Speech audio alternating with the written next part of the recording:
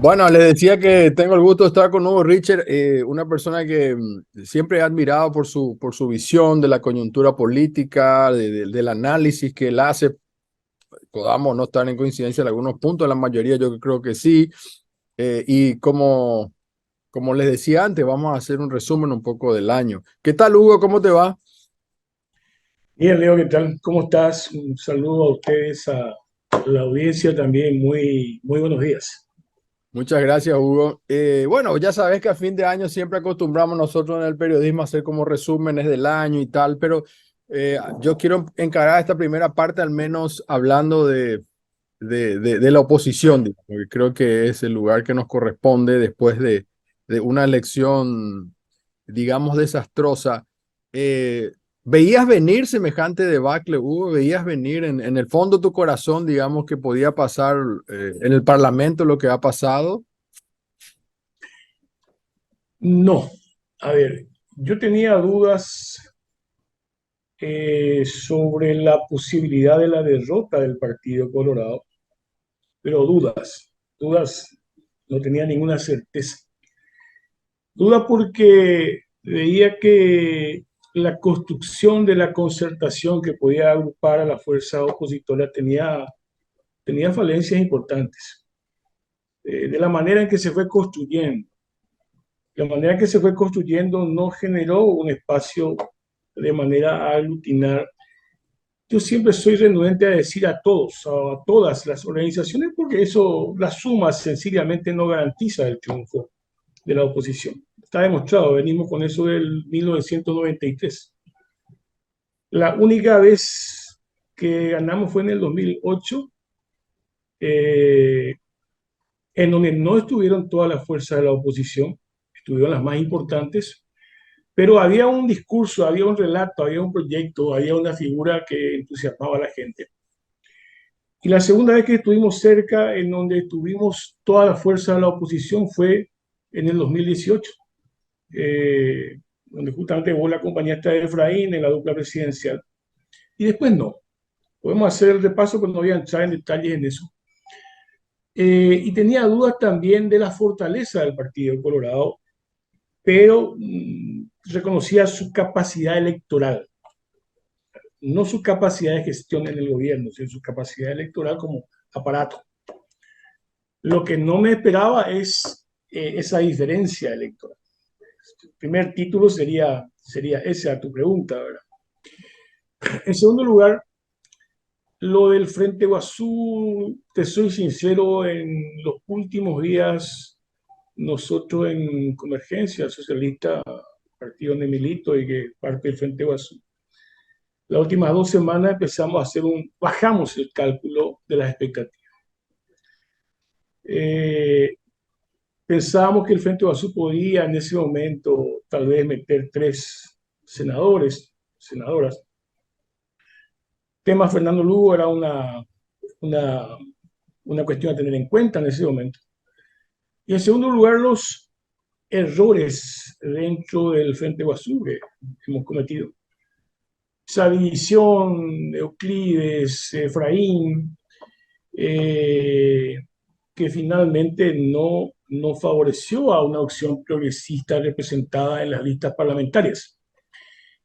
Eh, pero esa debacle también, porque esa también fue una debacle, desde el punto de vista de los números, estamos hablando de, Leo, de 300.000 casi de votos, hemos bajado a cerca de 60.000 votos. Así es, Eh, la compañera Esperanza fue la que más votos tuvo, 11.000 y pico de votos y entró con la suma de todos los otros votos, ¿verdad?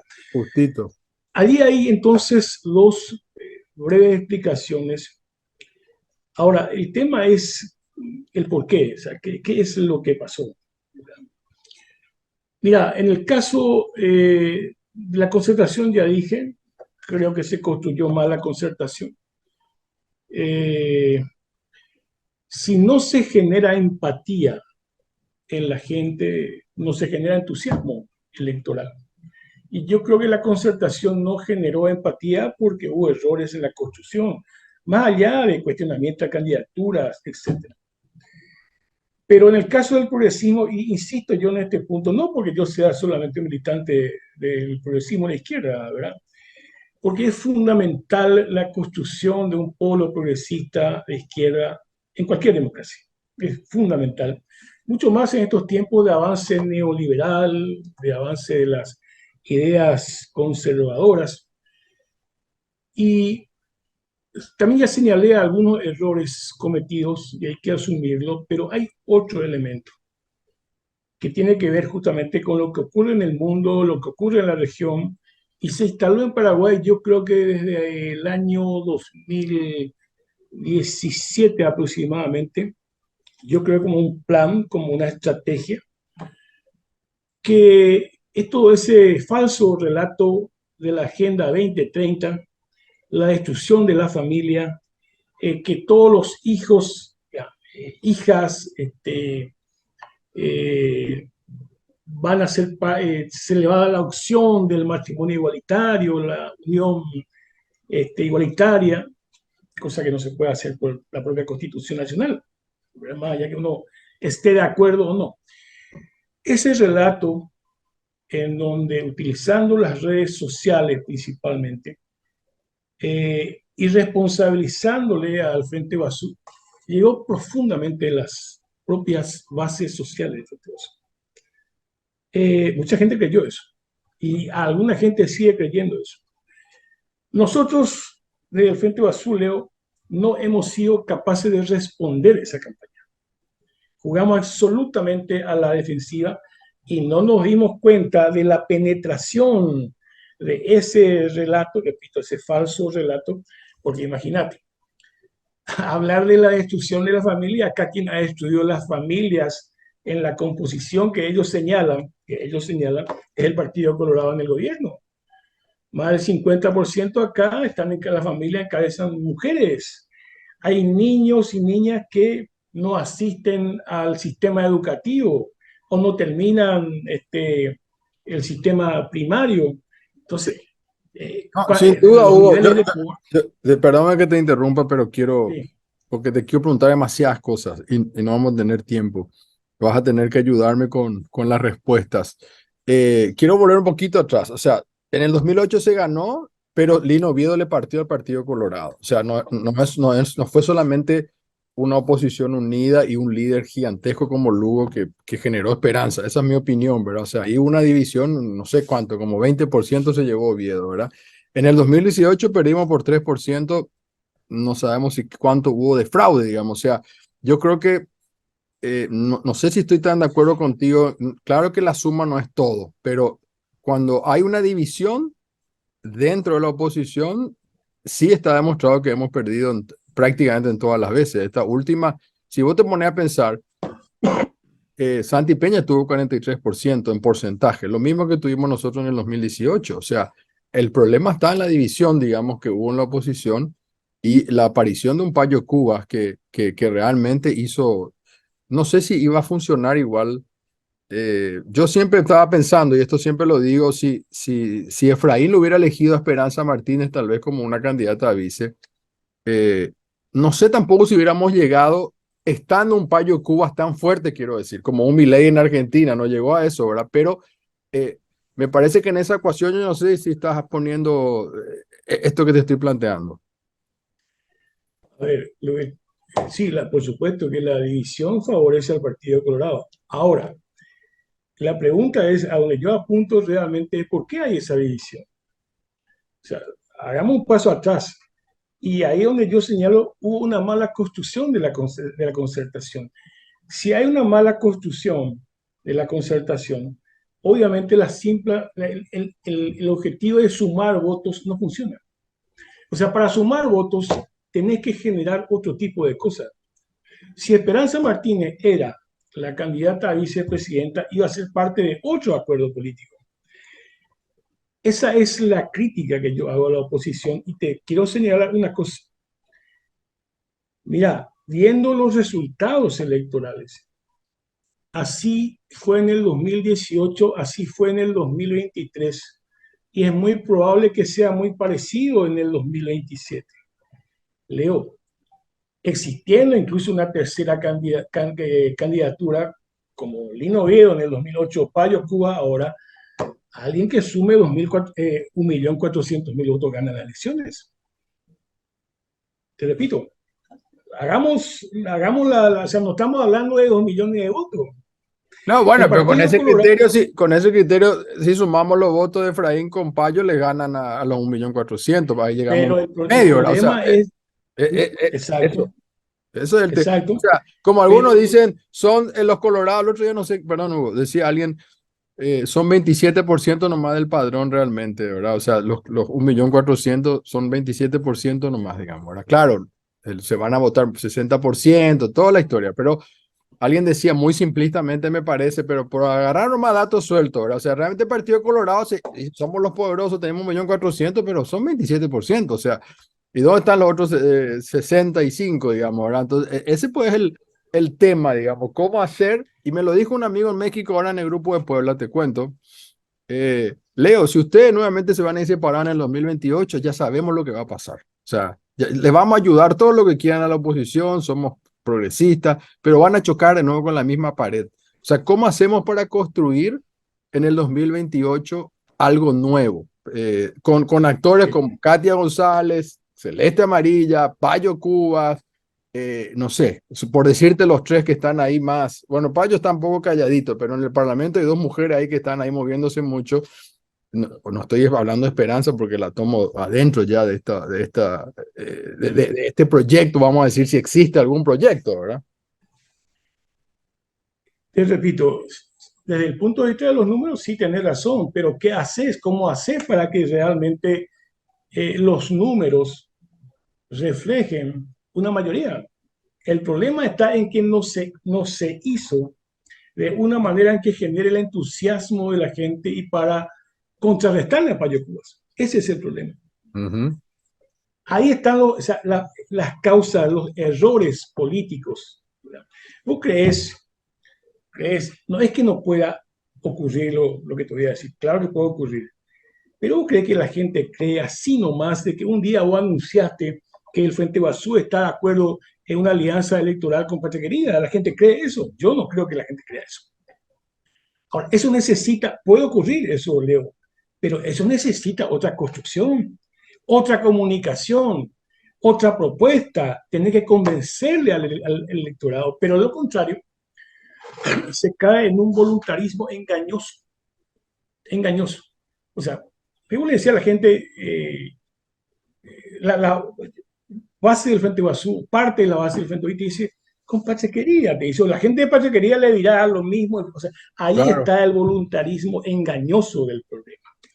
Si nosotros repetimos eso, por supuesto que los votos lo va a llevar Payo Cuba o alguien que aparezca por ahí de vuelta, ¿verdad? Yo insisto mucho en la propuesta de la construcción. Y acá viene la segunda cuestión. No puede ser que el progresismo y la izquierda, hablo del progresismo y la izquierda, no estoy hablando de otro sector que puede ser parte de un proyecto para el 2027. No puede ser que nosotros nos preparemos solamente para hacer fútbol de cola del PLR. Lo que no quiere decir que no hagamos acuerdo con el PLRA. Claro que podemos hacer acuerdo con el PLRA, pero no puede, no, imposible. O sea, el progresismo y la izquierda, y esto dentro de la autocrítica, pierde identidad cuando se prepara solamente para hacer fútbol de cola del PLRA. El PLRA encabezó en el 2013, 2018, 2023 y fracasó. Pero no fracasó porque es liberal, en mi opinión. No, fracasó porque el PLRA no tiene la capacidad hasta ahora, no sé, en el 2017, de generar una propuesta para que la concertación o como se llame tenga otra construcción. Y porque el PLRA, vamos a tirar todas las cosas entonces, sigue pagando muy caro, sigue pagando el PLRA y para el resto de la oposición también. Su error histórico de apoyar el golpe parlamentario del 2012. El PLRA nunca se recuperó de eso. Entonces, mi opinión, no voy a decir tesis, es que sí, hay que buscar la unidad. Yo estoy totalmente de acuerdo contigo. Ahora, ¿cómo hacemos esa construcción? Y Te quiero ya poner lo un puse, elemento, ahí te quiero poner un elemento para que yo creo sí, que que sea más sabroso también para el que está viendo y escuchando. Dijiste el golpe de Estado, estoy 100% de acuerdo. Sabes que lo dije 1000 veces en la radio y me costó muchas cuestiones. Eh, pero también la enmienda fue un problema. O sea, la enmienda para el PLRA es lo mismo. El PLRA te dice, ustedes se metieron a Concarte a transar, no fue así. Yo creo que no fue así. Pero digo nomás, para el imaginario, digamos, se construyó esa idea de que nosotros, o sea, al Frente Guaso, yo no estuve de acuerdo, luego yo dije por radio que no estaba de acuerdo con la enmienda, pero y Lugo también lo dijo increíblemente, ¿no? Y en paz nos dio quórum una vez cuando ya se podía arreglar eso. Pero bueno, para el PLRA lo que para nosotros es el golpe, para ellos es la enmienda, digamos. Y aún así logramos unirnos en el 2018. Con ese momento, yo me acuerdo cuando yo me tuve que ir al PLRA, al partido, digamos, cuando ellos te proponían la candidatura de la vicepresidencia que le llevé a Esperanza Martínez.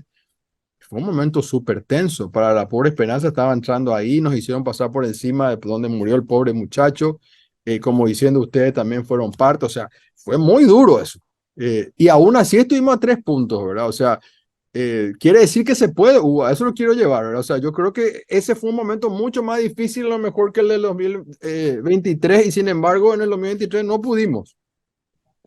Bueno, hay unas consideraciones rápidas sobre eso, ¿verdad? Sí, Primero, yo quiero ser muy coherente en algunas cosas. Cuando hablas de la enmienda, yo rechazo, critico, condeno todo lo que ocurrió con la violencia que terminó esa cuestión, el atropello al local del PLRA y el asesinato. Ahí estamos totalmente de acuerdo. claro. Yo, en toda la campaña, y lo sigo sosteniendo, que es otra cosa, yo considero que la enmienda, en ese caso, para la modificación de lo que se planteaba, es absolutamente legal y constitucional. Pero son cosas distintas.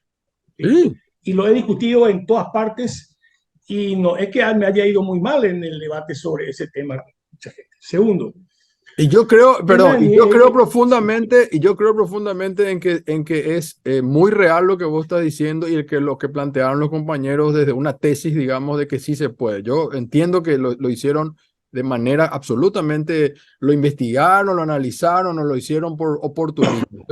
Yo creo eso, digamos. No estoy de acuerdo, pero creo profundamente que fue así, digamos. está bien. Yo te digo nomás Una, que el relato ya, querramos o sí, no claro, querramos, quedó como lo otro, digamos, quedó como, pero no. como Cerraron consecuencia, una pieza, le dejaron a todo en bola. O sea, para la gente, el relato, porque vos sabés que la narrativa es la que manda, o sea, finalmente ese fue el relato que quedó instalado, digamos. Nos gusta o no. totalmente de acuerdo. O sea, ahí evidentemente hubo una derrota política, no tengo Así ninguna es. duda, tener razón de ese punto de vista, ¿verdad? Ahora, volviendo al 2018, para mirarlo de la experiencia del 2023, pero en el 2018 el acuerdo tuvo otras características, Leo.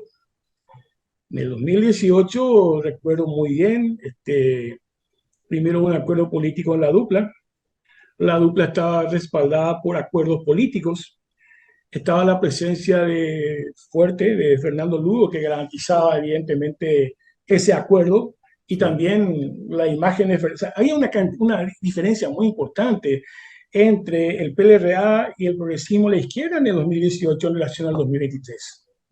Y ese es un componente político que marca la diferencia. Porque Fernando Lugo sigue siendo una figura, hasta ahora sigue siendo una figura querida y recordada en una parte importante del pueblo paraguayo. Hay una diferencia muy importante con lo que pasó en el 2023. Ahora bien, miremos hacia el 2027.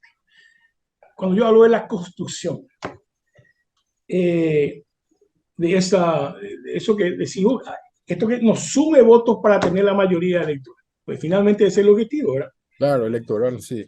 Mira, Leo, la disputa es hoy. La disputa, yo celebro que el PLRA, su directorio, haya tomado, por ejemplo, una decisión el otro día recomendando o diciendo a sus parlamentarios, senadores y senadoras, voten en contra del proyecto de ley de jubilación que presentó el gobierno. Me parece muy importante, ¿verdad? Pero eso nos lleva a un tema más complicado de lo que va a venir acá. Por eso digo, ahora hay que empezar el tema. Claro. ¿Cuál es el tema más complicado? ¿Por qué el gobierno insiste en este tema? Porque acá puede venir un descalabro económico importante. El Paraguay está con un 36-37% del Producto Interno Bruto, ¿verdad? Comprometido con la deuda pública, con la deuda externa. O sea, eso quiere decir sencillamente que te queda un 40%, perdón, un 60% para tus gastos del presupuesto general de gasto. Acá viene un problema de clima o de precios internacionales, como el Paraguay tiene una economía agroexportadora y depende mucho de eso, y puede ser brutal, lastimosamente, el impacto sobre la economía paraguaya y la calidad de vida de la gente. El Paraguay hoy día, esto que estamos viendo, hemos llegado a este nivel nosotros.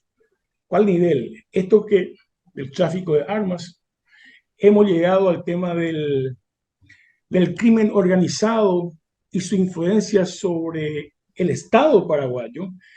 Estamos asistiendo a esto que se publica ahora de los niveles de la educación, de los niños, niñas, de los jóvenes. Ahí está la disputa de hoy. Si vos das la disputa de hoy sobre algunos acuerdos importantes, vas a ganar en el 2027. Lo que no hay que hacer, y estoy absolutamente convencido de eso, es que en enero del 2027 se formule alguna propuesta de alianza de concertación. Nadie te va a creer. Si hoy día hay un espacio, el PLRA, las otras fuerzas, el progresismo, la izquierda, ¿cuáles son nuestros puntos de acuerdo para discutir sobre estos temas, graves problemas que tiene el país? Yo creo que y trabajando con la gente y con los senadores y diputados que están, yo creo que esa es otra perspectiva. La construcción, la victoria del 2027 depende de los acuerdos de hoy. Entiendo que no es fácil la situación. No es fácil para el PLRA, porque el PLRA tiene una crisis institucional de ideas y de identidad muy importante. Y lo que es la izquierda y el progresismo también tenemos una crisis muy importante en lo que representa el Frente Guasú y Monguetá. Entiendo eso. Pero una manera de superar la crisis es justamente, yo creo que, bueno, ¿cuáles son los 5 puntos que vamos a trabajar de lo que más es acuciante para la gente? Pues finalmente es la calidad de vida de la gente lo que nos importa, ¿verdad? Y para enfrentar y para resistir al gobierno de Santiago Peña. Termino con esta parte. ¿Por qué la gente cree que, por qué creemos que no se trató el otro día el tema? ¿Por qué quedó sin cobro? Varios factores, hay un elemento clave. El primer factor, evidentemente, es la reacción de la gente, la movilización, la presencia, eso fue muy importante. El posicionamiento también de algunos medios editoriales, medios de comunicación, también a última hora la posición de la conferencia, todo eso es fundamental.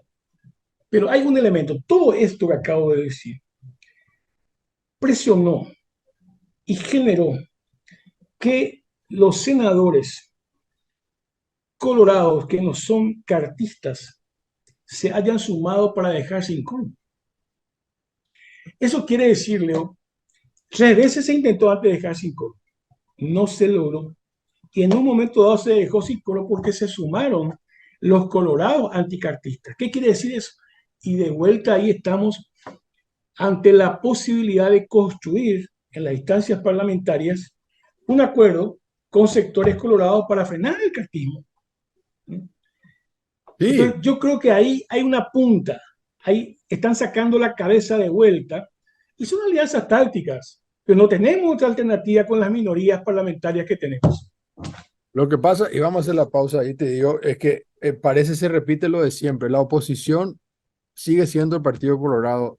Ellos parece que juegan su propio partido y nosotros miramos. O sea, ellos son oposición y gobiernan al mismo tiempo. Esa es su eterna manera de jugar con nosotros. Y esto nomás también como algo chistoso, ¿verdad? O sea, verle a Nakayama criticó muchísimo a la izquierda, al Frente Guasú, le despreció al Frente Guasú Nakayama con Joana Ortega, por ejemplo. Después se hicieron amigos, pero le despreció públicamente y ahora verle en un baño alzándole la gente, los sindicatos, que ninguno le votó a Nakayama, que son todos pro Frente Guasú.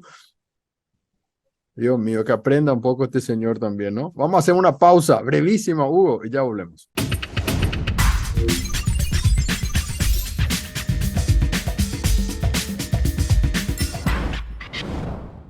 Bueno, segunda parte sabrosa de esta conversación abierta, sincera con Hugo. Me encanta poder hablar con él. Lo vuelvo a decir.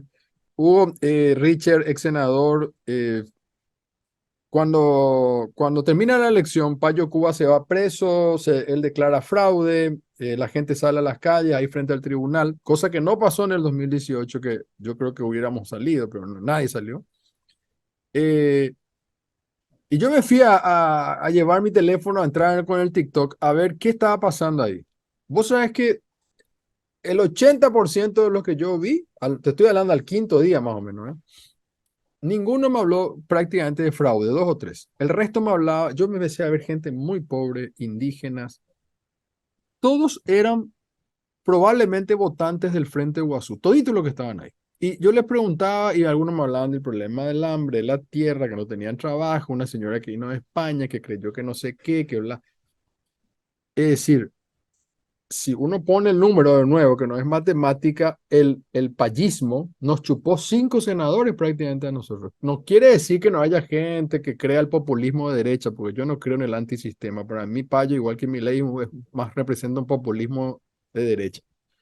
Pero había mucha gente humilde ahí que era el que le votaba a Fernando Lugo, para decir más que el Frente Guasú, incluso a Fernando Lugo. Es decir, ¿cómo es que Payo nos logra robar, entre comillas, ese electorado? Dos cosas de lo que yo pienso, ¿verdad?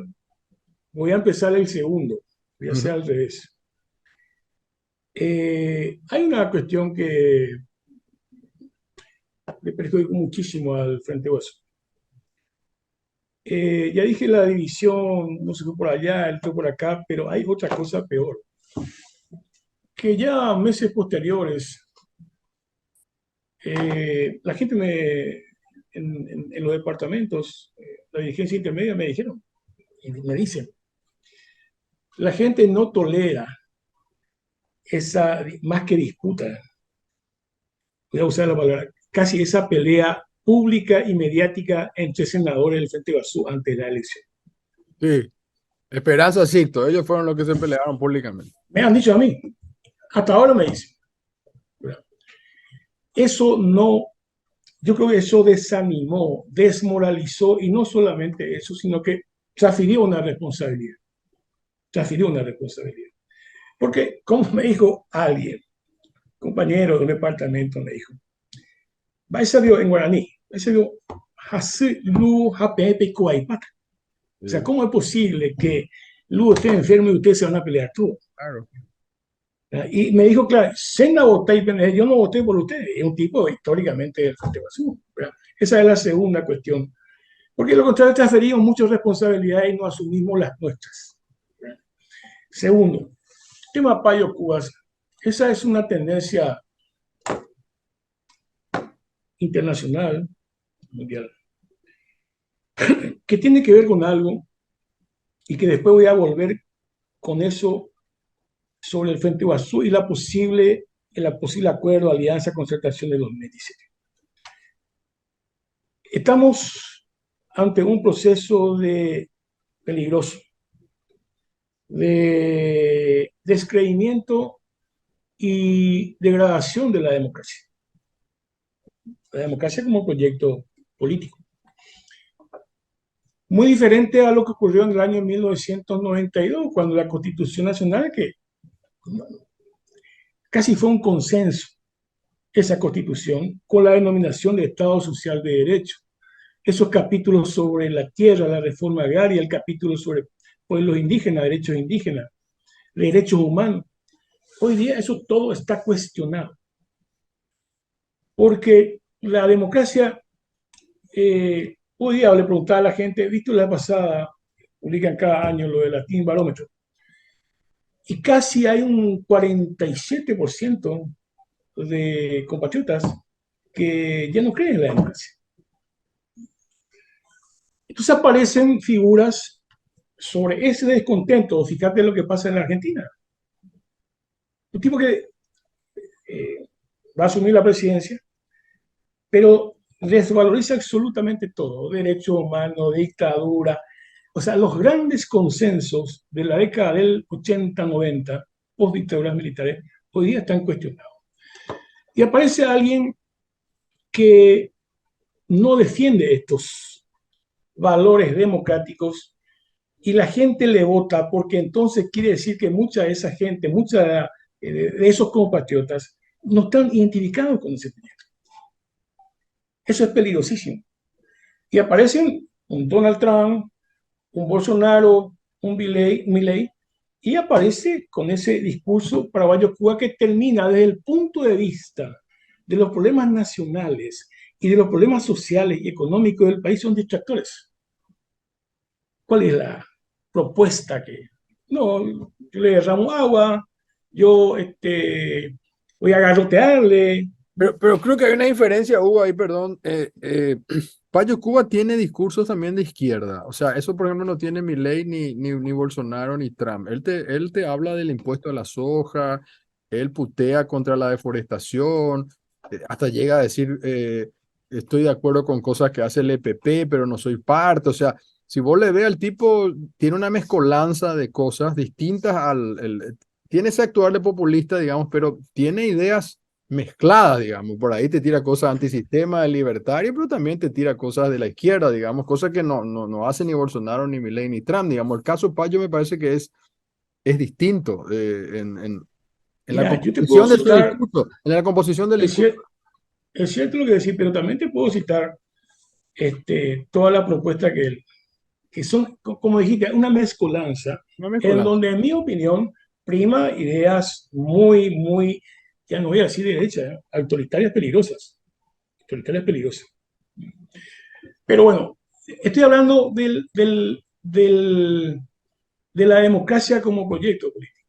Claro, ¿Por pero qué señalo esto? sí, decime, ¿Por sí. qué señalo esto? Porque ante la presencia del crimen organizado, distorsionando la democracia, tomando ámbito de decisión del Estado, controlando políticamente, es importante que nosotros recuperemos el sentido de la democracia desde el punto de vista de lo que dice la Constitución Nacional del Estado Social de Derecho. ¿Tú crees, Leo?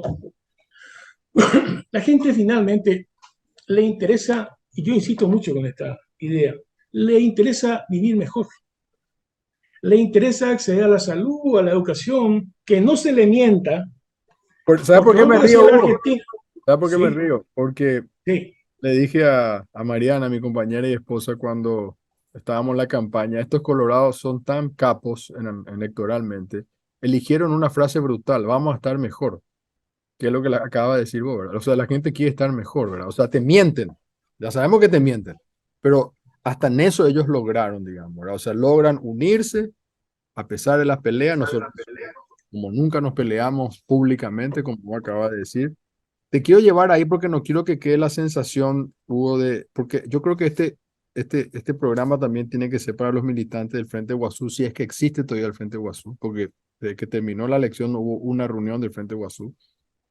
Eh, Esperanza llegó con esa pelea y todo a tener más votos. A mí no me gusta mucho esta historia tipo celeste amarilla que te califica por la cantidad de votos, eso me parece horroroso porque es absolutamente despreciable y además sacar de contexto muchas cosas.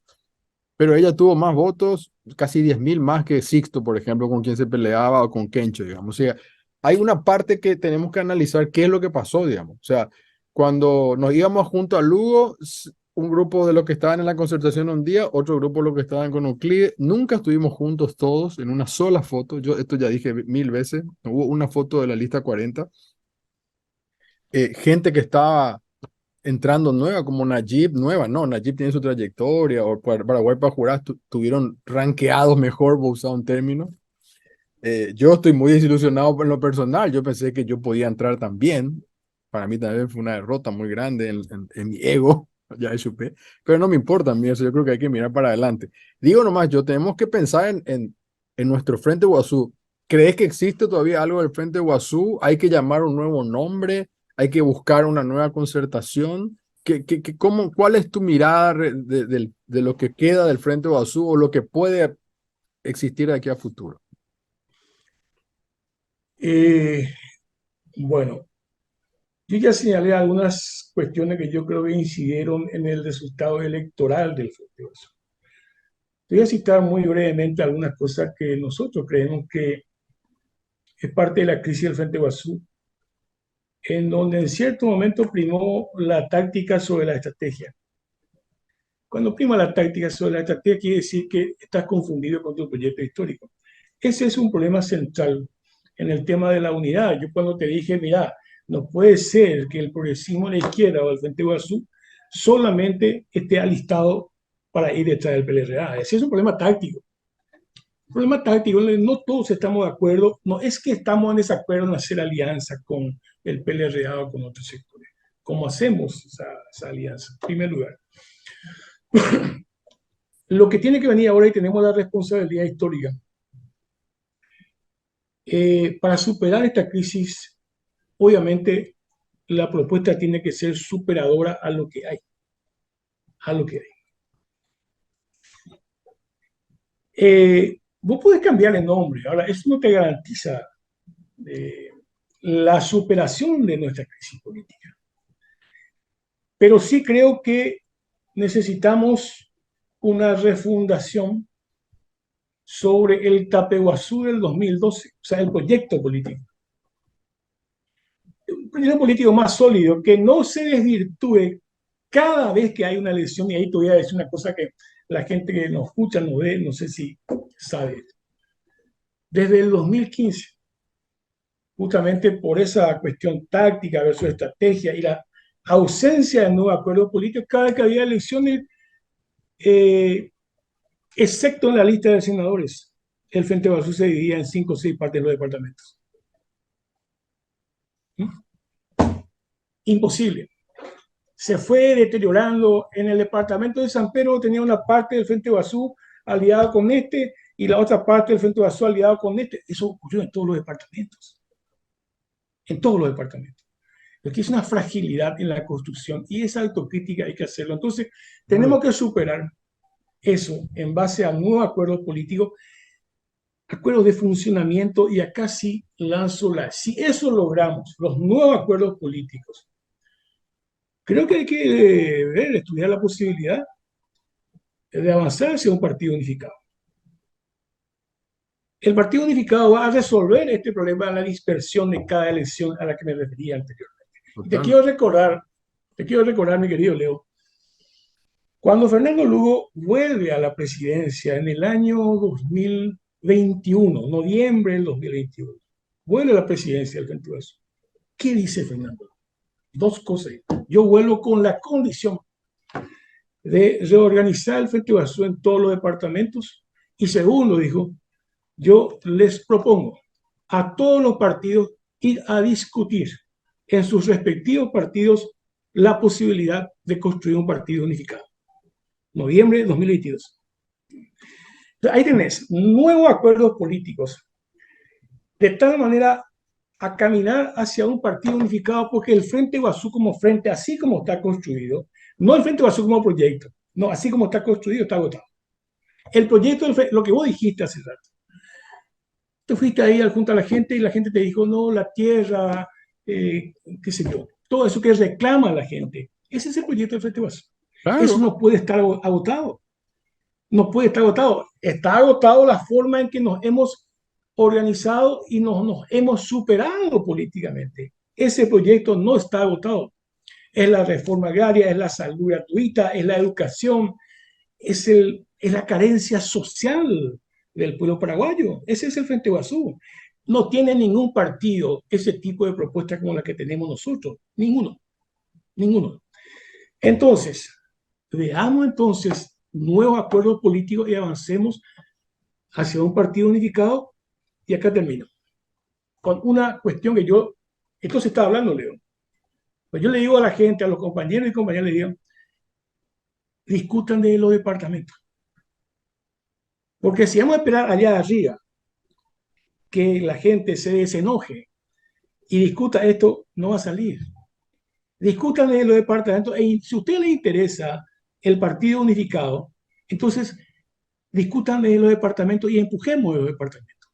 Esa sería una línea, por lo menos yo estoy hablando en los departamentos y gente de diferentes partidos del Frente Guazú están interesados en esto. Yo creo que esa sí es una propuesta superadora.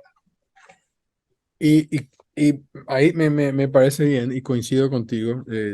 Yo, por ejemplo, siempre me declaré frentista, ¿verdad? Era una cosa rara, ¿verdad? O sea, no había... eh, le pasó a Jorge Querey, al propio Lugo, ¿verdad? Después nomás tuvimos que cada uno entrar en distintos partidos. Nosotros históricamente estoy citando tres personas que no tenían un partido, como vos, que sos de Convergencia, o Esperanza, o Sixto, o Carlos, que son históricos de sus partidos. En nuestro caso éramos frentistas, digamos, y mucha gente que también a mí me dice, yo quiero el Frente Guasú, no, mucha gente lo de afuera no entiende, ¿cómo es eso? ¿Acaso yo no solamente el Frente? O sea, no frenó mucho eso, creo, ¿no? Pero bueno, yo ahora que me planteas esto que coincido, te vuelvo ahora a decir, bueno, ¿qué va a pasar con el resto de la oposición? Porque Payo Cuba sigue siendo una persona que va a tener su arrastre, un Quelembú también tiene su arrastre. ¿Cómo hacemos con todo esto? Katia, ya te dije, Celeste, Nakayama, Fleita, Efraín Alegre. Efraín Alegre estará agotado electoralmente en la presidencia, pero a lo mejor puede querer hacer un movimiento interno para tener senadores, no sé yo. Estoy solamente tirando cosas que me vienen a la cabeza. ¿Cómo hacemos para juntarnos de alguna manera en un proyecto democrático, digamos? No vamos a ponernos de acuerdo, porque nosotros estamos de acuerdo con que hay que poner impuestos a la soja y Celeste Amarilla te va a decir que no. No sé qué va a decir Katia, pero o impuesto a los ricos, a los súper ricos, y te van a decir que no. Entonces, ya sabemos que hay cosas que no. ¿Cómo hacemos? Ok, yo creo que ahora hay un punto de coincidencia muy importante que es lo que hablamos, el tema de la postura que hay, por lo menos en el Senado, de una parte de la oposición sobre el tema del proyecto de ley de jubilaciones y pensiones. Ese es un punto importante. Ahora bien, discutamos en todo caso cuál sería el siguiente punto. Hay varios.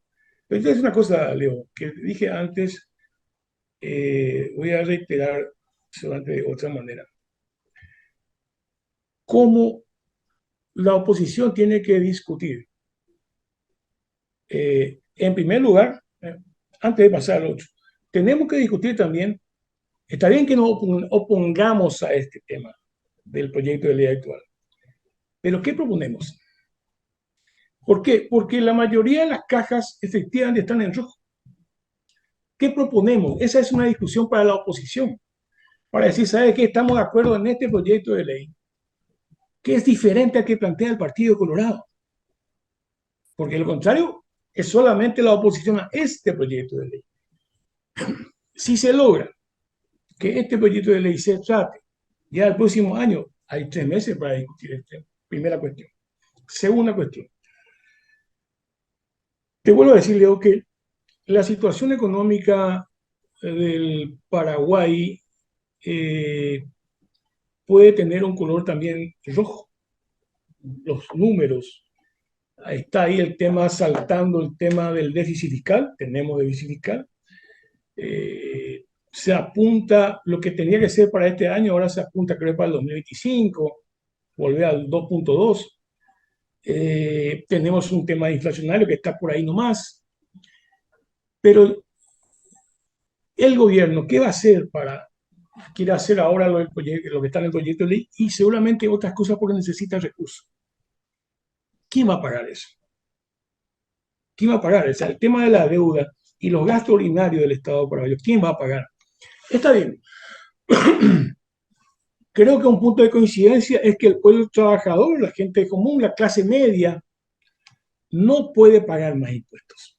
Creo que ahí estaríamos de acuerdo con liberales o con el Encuentro Nacional. No Podemos sé estar si de con los acuerdo. liberales, no sé si con algunos liberales puede ser, pero hay otros Ok, que yo... no, perdón, es cierto.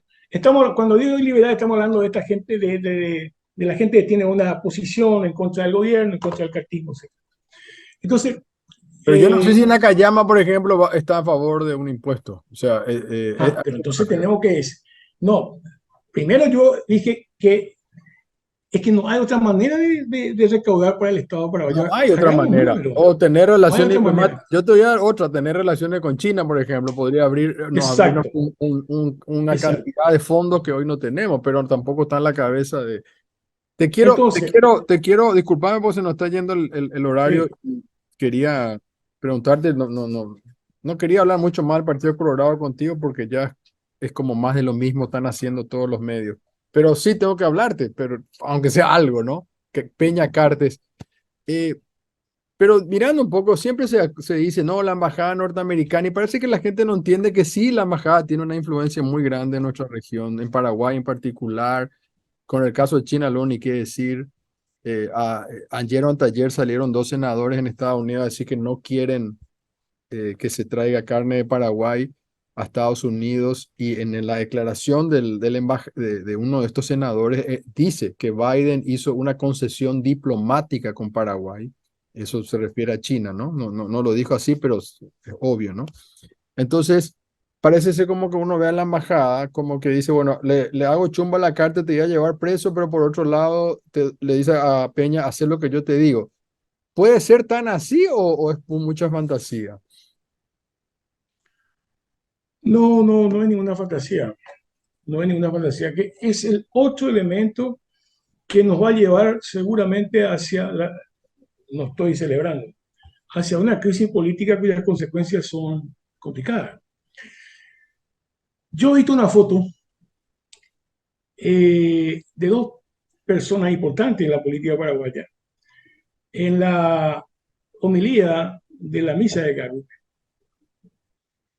Y resulta que en esa foto, o sea, son el presidente de la República y el presidente del partido, el vicepresidente de la República. Y vos mirás la foto, Leo, y vos te das cuenta perfectamente que el poder no está ahí. No está ahí. ¿Sí? No está ahí. Entonces ese es un problema complicado porque el poder, a ver, pensaba que desde el punto de vista político es Horacio Cartes, ¿cierto? Pero por debajo de Horacio Cartes y en materia económica en este momento, notable, pero da toda la impresión que el que maneja realmente la política económica ni siquiera se lo ve muy seguro a Santi Peña. Es el actual ministro de... Aldo ¿Cómo? Vino creo que, ¿no? Pablo Vinos. Sí, O sea, le escuché a Paredes, a la Yolanda Paredes dijo también eso dijo eso el otro y día. Sí. coincido. O sea, Santiago Peña es una persona que además no demuestra el poder. Eso nos puede llevar a crisis política muy importante y creo que esto que te voy a decir, yo el otro día escribí algo en las redes, eh, y también este es un tema para la oposición, ya lo fue, pero sigue siendo.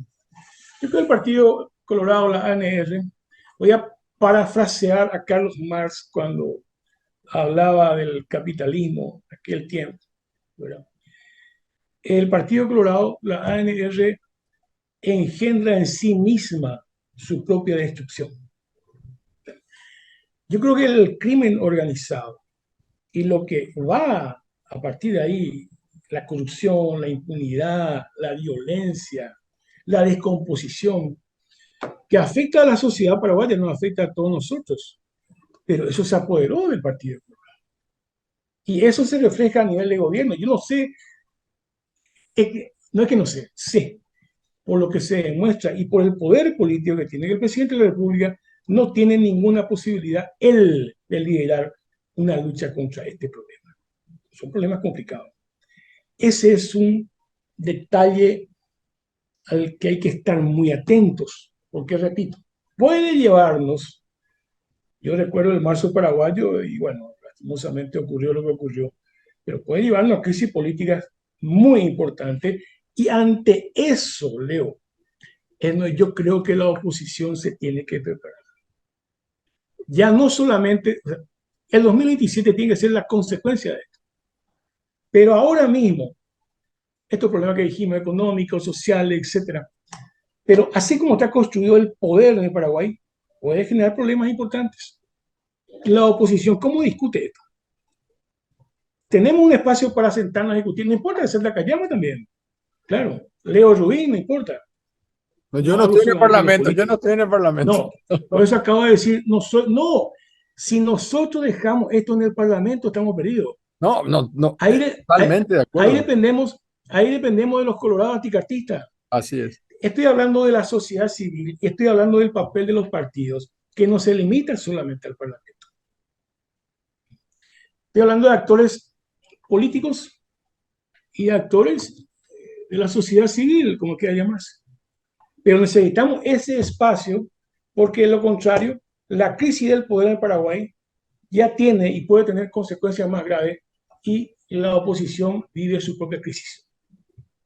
Así es, Hugo. Y con esto vamos a cerrar el programa. No nos da más tiempo. Quería desarrollar contigo la parte de la justicia, porque sigue siendo el monje negro Calega Laverna el que maneja. Yo estoy convencido que él es el que mete a Hernán Rivas, a Pucheta, el que le dice a Carta, hace esto. Maneja desde la época de 30 años atrás que viene manejando y no se le acaba, digamos, la astucia, digamos, porque Dos palabras sobre ese tema, dos palabras sobre este tema. sí, Sí, está bien. No discutiría contigo ese tema, pero sí, el problema de la justicia, el problema del Ministerio Público, más allá de quién lo maneje, sí, es el crimen organizado. sí, claro. Es el crimen organizado. El crimen organizado marca las pautas, está, vos sabés, el Consejo de la Magistratura, el jurado de enjuiciamiento, los jueces, la disputa que hay en la Corte, esa es una disputa con el crimen organizado. Pero sí. Mi querido Hugo, un gusto hablar contigo como siempre, realmente No, te mando un fuerte te abrazo. agradezco. Gracias. Igual, un abrazo. Gracias, Hugo. Hacemos una pausa y ya volvemos.